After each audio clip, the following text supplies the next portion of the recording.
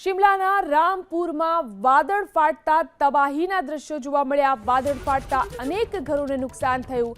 એક ગૌશાળા પણ પાણીમાં તણાઈ ગઈ। તો શિમલાના રામપુરમાં વાદળ ફાટતા તબાહીના દ્રશ્યો જોવા મળ્યા।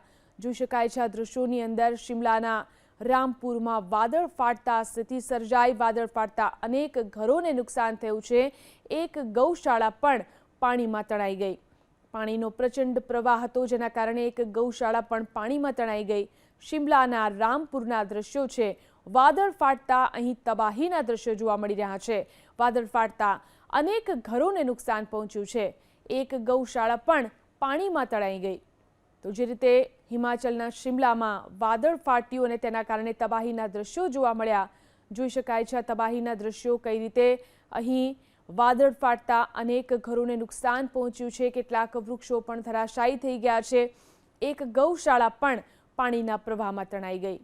તો ભારે વરસાદને કારણે આ પરિસ્થિતિનું નિર્માણ થયું। શિમલાના રામપુરમાં વાદળ ફાટ્યું અને તેના કારણે અહીં તબાહીના દ્રશ્યો જોવા મળી રહ્યા છે। અનેક ઘરોને અહીં નુકસાન પહોંચ્યું છે। એક ગૌશાળા પણ પાણીની અંદર તણાઈ ગઈ।